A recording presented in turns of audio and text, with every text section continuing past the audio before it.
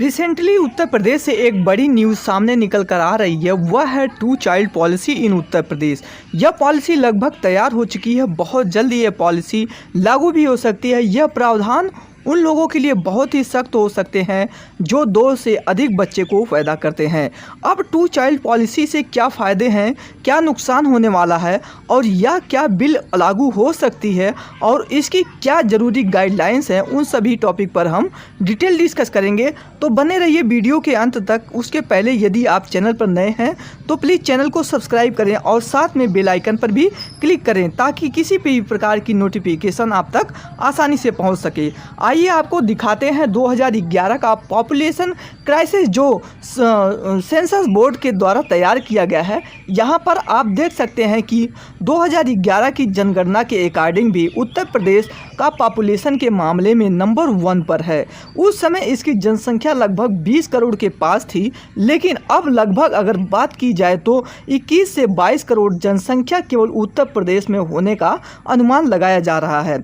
दूसरे नंबर पर महाराष्ट्र था जो लगभग 11.25 करोड़ आबादी वाला स्टेट है और तीसरे नंबर पर अगर बात की जाए तो बिहार का है जो इसके पॉपुलेशन तीसरे नंबर पर आती है।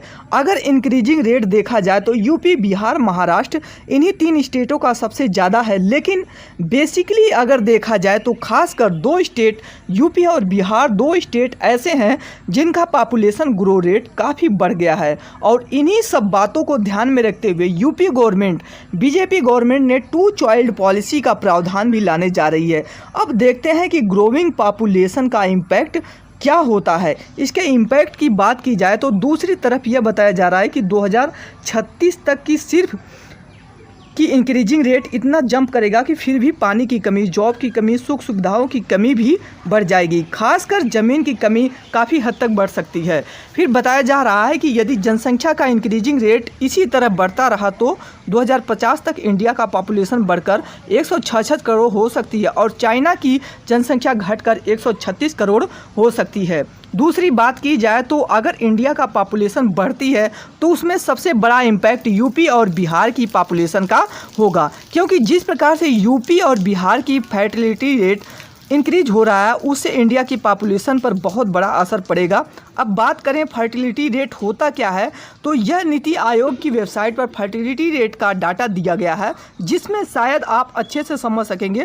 फर्टिलिटी रेट का मतलब है कि ऑन एन एवरेज एक वोमेन कितने बच्चे को बर्थ देती है। तो यहाँ पर अगर बिहार की बात की जाए तो यहाँ की फर्टिलिटी रेट 3.3 है, मगर अगर देखा जाए तो सबसे ज़्यादा जो है 3.3 बहुत ज़्यादा होती है। फिर बात की जाए उत्तर प्रदेश की तो यहाँ की फर्टिलिटी रेट जो है 3.1 है। अब बात की जाए तो पॉपुलेशन कंट्रोल करने की तो उस स्टेट की मिनिमम फर्टिलिटी रेट 2.1 के नीचे होनी चाहिए और यदि पॉपुलेशन इंक्रीज करनी हो तो फर्टिलिटी रेट जो होता है वो हमारी 2 पॉइंट से अधिक होनी चाहिए।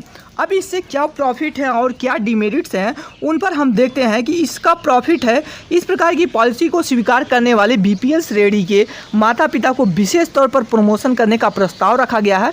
इस पॉलिसी के अकॉर्डिंग यदि पॉपुलेशन कंट्रोल को ध्यान में रखते हुए उसकी गाइडलाइन का पालन करते हैं तो आप अन्य तरह की सुख सुविधाओं भी दी जाएगी। जैसे पहला बच्चा बालक होने पर 80,000 रुपये तथा बालिका होने पर 1 लाख रुपये का विशेष प्रोत्साहन दिया जाएगा तथा 20 वर्ष तक निःशुल्क शिक्षा प्रदान की जाएगी। इसके अलावा उन्हें निःशुल्क चिकित्सा, सरकारी नौकरी होने पर सेवा काल में 2 इंक्रीमेंट भी दिए जाएंगे। अब बात करें इसके डिमेरिट की, इससे क्या नुकसान हो सकते हैं तो इससे नुकसान हो सकता है कि आयोग ने 2 से ज़्यादा बच्चों के माता पिता को कई तरह की सुविधाओं से वंचित करने का प्रस्ताव भी रखा है। इसमें उन्हें स्थानीय निकायों का चुनाव लड़ने से रोकने, सरकार से मिलने वाली सब्सिडी बंद किए जाने, सरकारी नौकरियों के लिए आवेदन करने पर रोक लगाने तथा सरकारी नौकरी कर रहे लोगों को प्रमोशन से वंचित करने का प्रस्ताव भी रखा है। इस प्रकार से इस बिल का प्रोफार्मा तो तैयार कर लिया गया है, लेकिन अब देखना है कि क्या ये बिल लागू हो सकती है और ये बिल कब लागू होती है। फिर दूसरी बात की जाए तो क्या इस बिल पर यूपी के लोगों पर इसका क्या इम्पैक्ट पड़ने वाला है, क्या इस बिल के आने से लोगों को राहत होगी या फिर कोई दिक्कत होगी।